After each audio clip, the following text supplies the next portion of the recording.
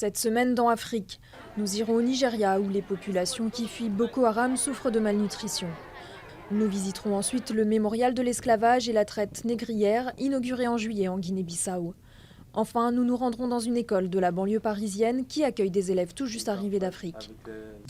Mais d'abord, les titres de l'actualité. Alors que le Gabon était suspendu à la décision de la Cour constitutionnelle, des files d'attente se sont formées devant les banques vendredi. Les Gabonais craignaient une reprise des violences après le recours en justice de l'opposant Jean Ping qui a demandé le recomptage des voix de l'élection présidentielle. Dès mercredi, l'exécutif a mis en garde Jean Ping.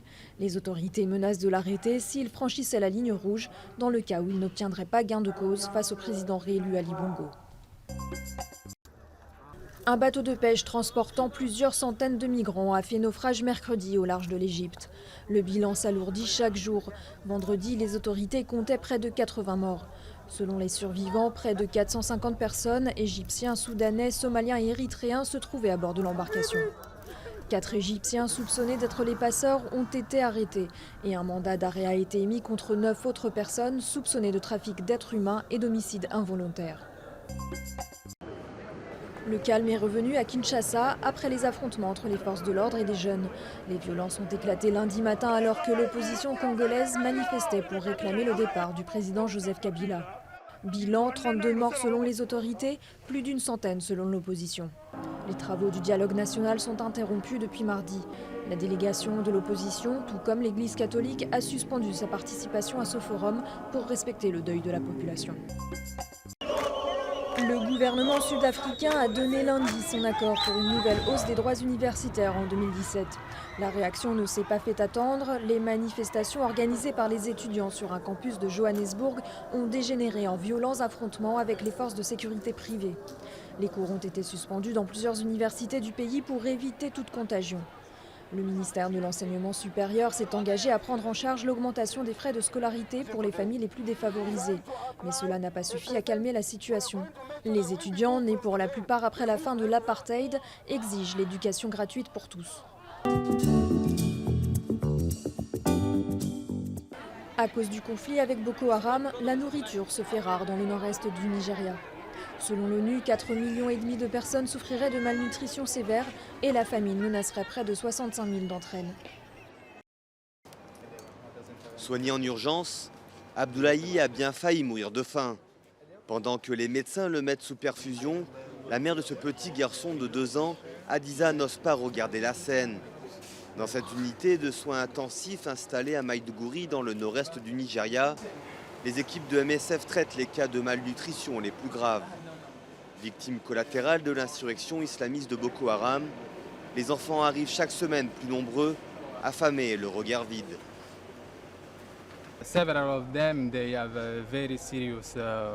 Plusieurs d'entre eux sont dans des états très graves. Ce sont des patients critiques et les maladies que nous voyons tous les jours dans cette unité de soins intensifs sont liées à la septicémie, à la pneumonie, au paludisme et à la diarrhée.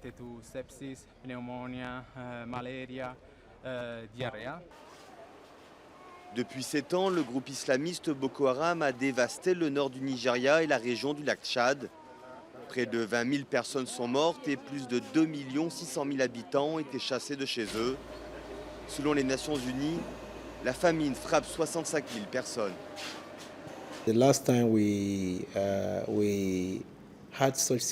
La dernière fois que nous avons eu de tels cas, c'est quand nous avons eu la guerre au Nigeria, quand les gens étaient bloqués derrière les lignes de front et immédiatement après la résolution de la crise, nous étions en mesure d'y accéder et nous avons vu des cas très très graves. Ici, dans le camp de Mouna, plus de 16 000 déplacés essaient de survivre. Les conditions d'hygiène sont précaires. Les équipes médicales se relaient pour diagnostiquer et soigner les plus affaiblis. Mais la situation est encore plus grave dans les zones isolées où les membres de Boko Haram mènent toujours des raids meurtriers malgré la reconquête de nombreux territoires par l'armée. En ce moment, plus de la moitié de la région est inaccessible. Donc il y a encore beaucoup de gens là-bas qui ont besoin d'aide. Pour endiguer la crise alimentaire qui touche 6 300 000 personnes à l'échelle régionale, 661 millions d'euros sont nécessaires. Le Nigeria, à lui seul, a besoin de plus de 400 millions d'euros. Une somme qui paraît bien difficile à atteindre alors que le pays entre en récession économique.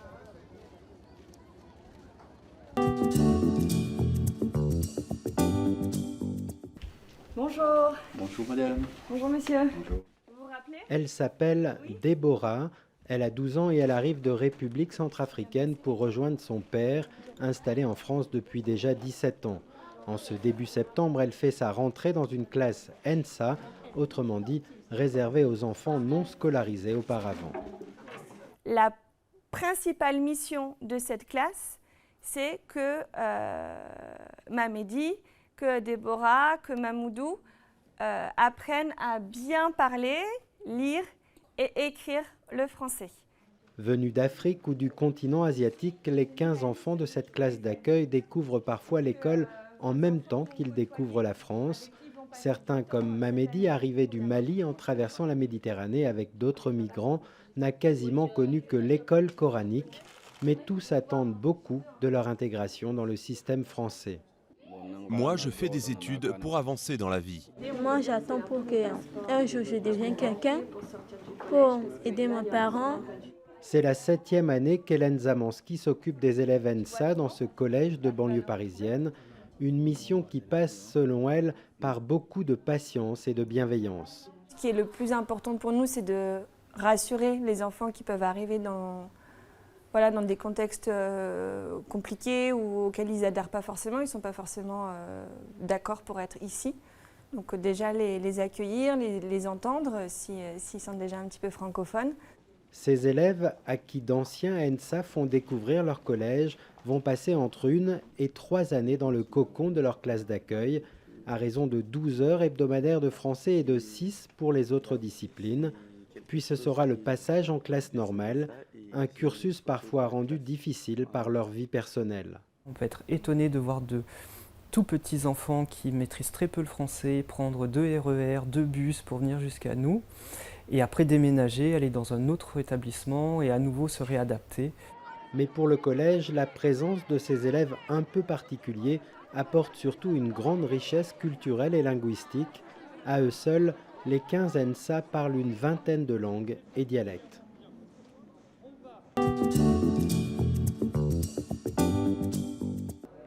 Marqués, fouettés et attachés.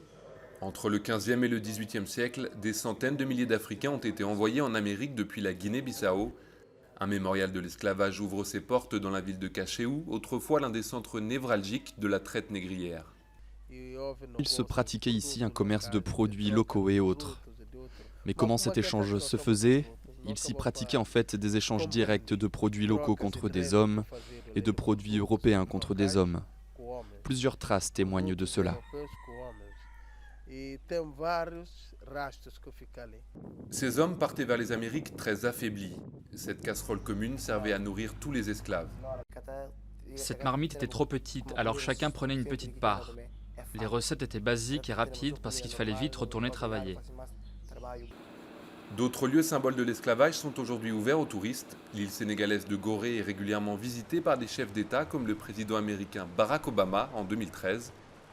Et la Guinée-Bissau, l'un des pays les plus pauvres du monde, veut aussi sa part des recettes touristiques. L'idée du musée est née en 2010 lorsque des descendants d'esclaves identifiés grâce à leur ADN ont fait le voyage jusqu'à Cachéou depuis le Brésil et les Antilles.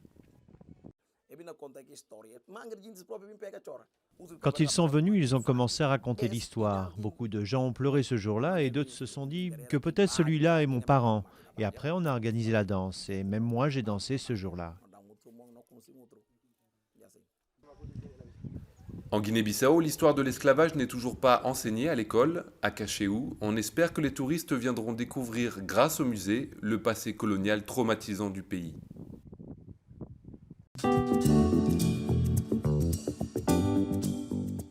Yaya Touré a annoncé sa retraite internationale mardi sur les réseaux sociaux.